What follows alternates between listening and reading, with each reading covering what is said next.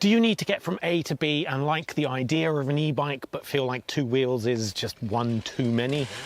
Then you'll be after an electric unicycle. Yes, that's really a product that really exists. In fact, there's a whole world of them out there, and today I'll be taking my first foray into EUCs with the Inmotion V11. I'm James Bruce, you're watching MakeUseOf.com reviews, and as a quick disclaimer, I am not a seasoned unicycle pro, as will become painfully obvious during this review. This is the first time I have ever tried to ride one of these, so this is a review entirely from a beginner's perspective, and let me tell you, it's been a roller coaster of a ride. If you want to know about the suitability of the V11 from someone who's been riding EUCs for years and is capable of riding them up mountains and jumping off stairs, go check out Coogee Rolls on YouTube, link in the description. It was actually his video that I used to learn how to ride an EUC, and he has a fantastically comprehensive, in-depth review of this exact device with years of experience that I cannot possibly hope to match and won't pretend to. But I will do my best to tell you what you need to know as a beginner and whether this is suitable for you. So with that out of the way, let's get started. Out of the box, there's no construction needed, but you do have to pump up the hydraulics for the suspension to an appropriate level for your weight, and there's a little sticker on the side to indicate that. And of course, you'll need to perform a full charge before turning it on for the first time. This is what I define as zero setup, which is great because it leaves you with more time to actually learn how to ride the thing. And believe me, you will need time. Lots of time. So a bit of technical information first. An electric unicycle self-balances in one axis only, forwards and backwards. So you effectively can't fall forwards or backwards. If you do, it counteracts with the opposite motion force and either propels you forwards or backwards or applies the brake. However, it doesn't stabilize the left and the right, which is where the majority of practice will come into play, acquiring the muscle memory in your calves to stay balanced.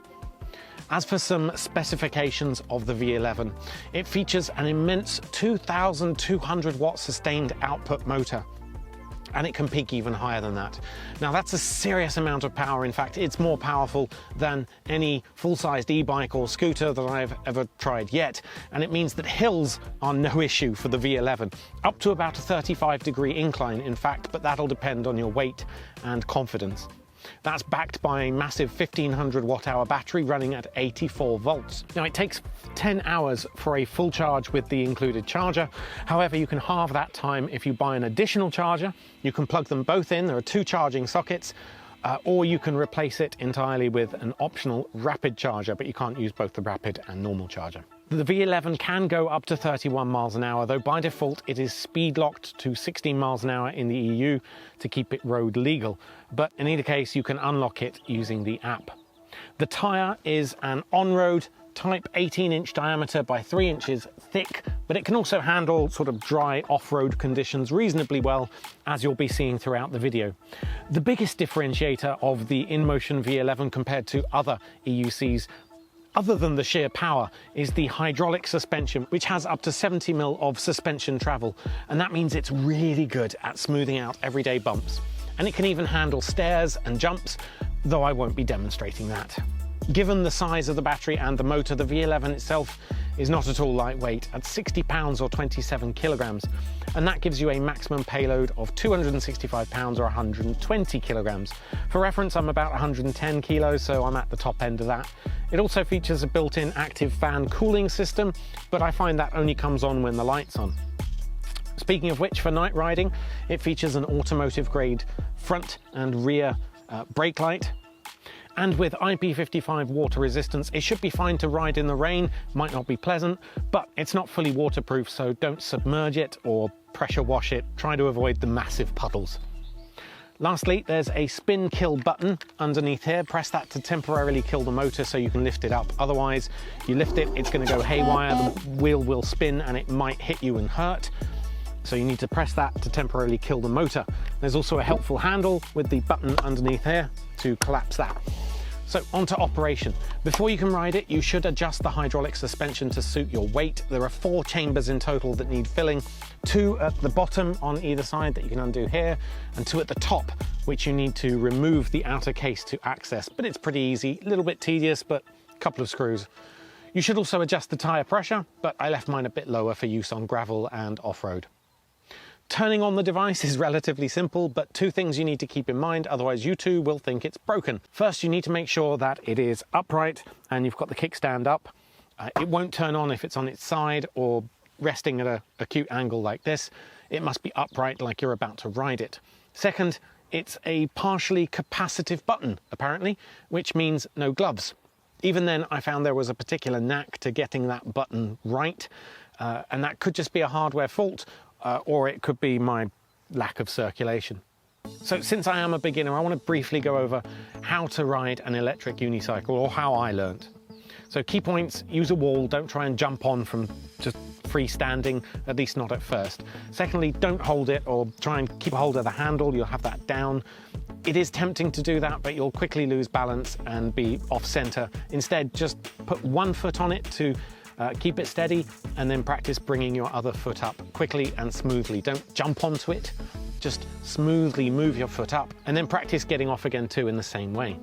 Once you're on, ensure your feet are balanced. There's a red center marking on these pedals, so you should aim to be on that and have the same amount of your foot off the pedal at the front and back if your feet are too big for it. And ideally, you just want to land in that position when you bring your foot up.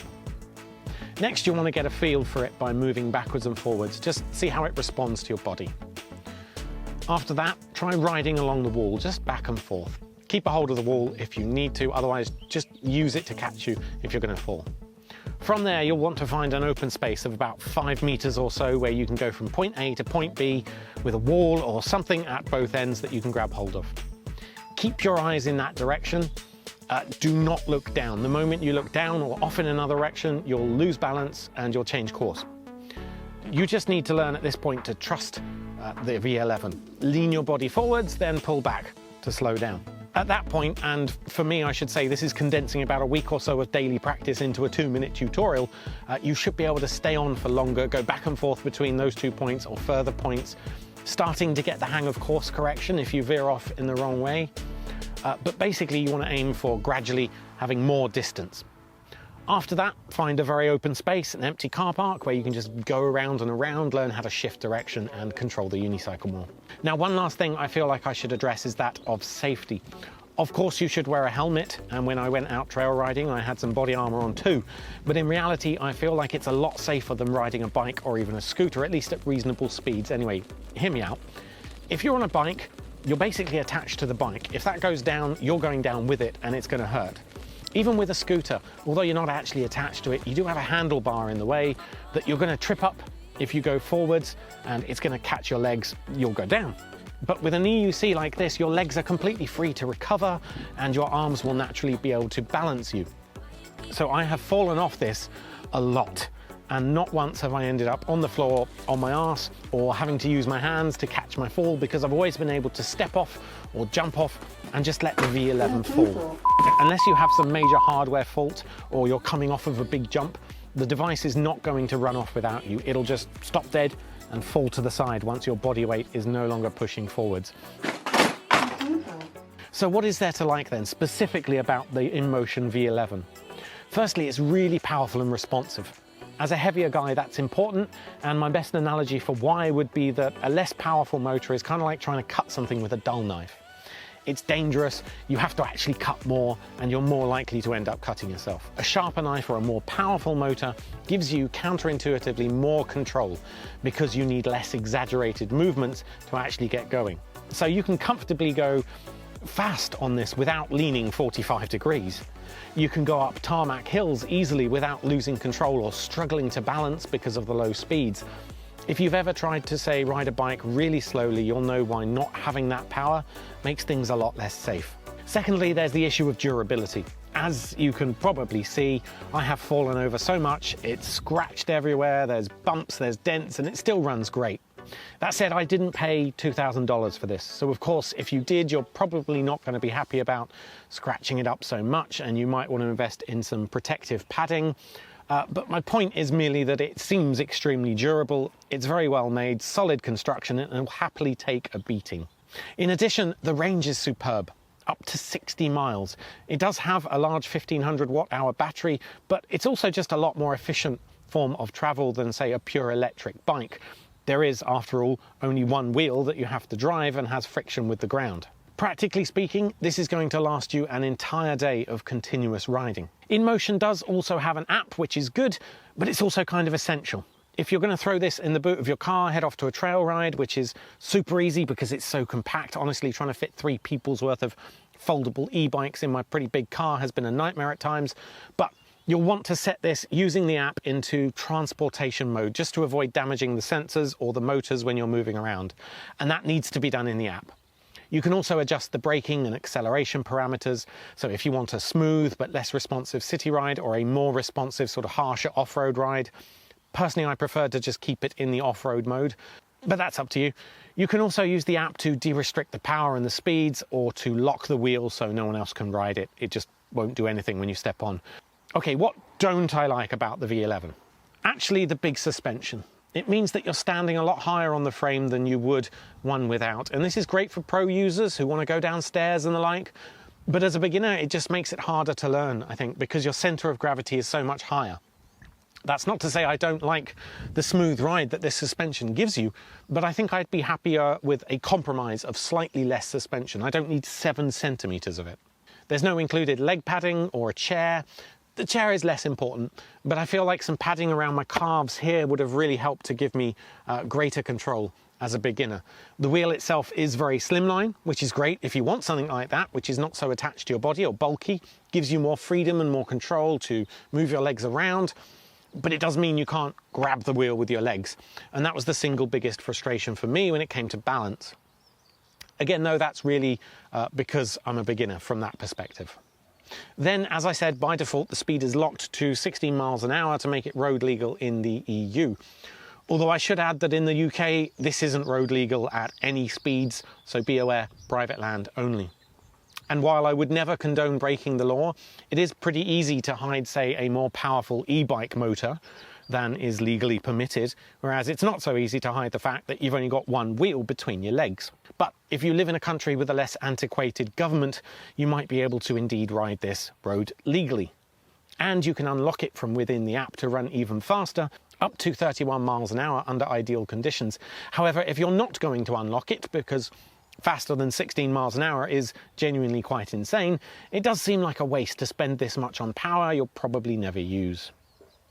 So in summary, the Inmotion V11 is an incredibly powerful and fun device. It is extremely robust, and I can confidently tell you that after countless times smacking it to the ground.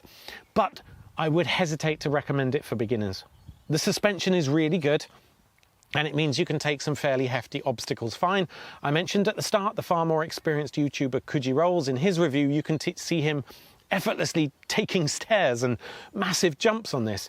But it's going to take a long time to get to that point. And until then, you're riding relatively high up on the frame, off the ground, because of that benefit which you don't need. And that makes balancing more difficult. If you're a complete beginner like I am, I would suggest something with slightly less suspension that will sit closer to the ground, lowering your center of gravity and making it easier to balance. Lastly, on a personal note, I mentioned it's been a bit of a roller coaster of a journey. When this arrived, I was so hyped and so completely unprepared for how difficult it would be to actually get started. It is really tiring to learn how to ride an electric unicycle from scratch.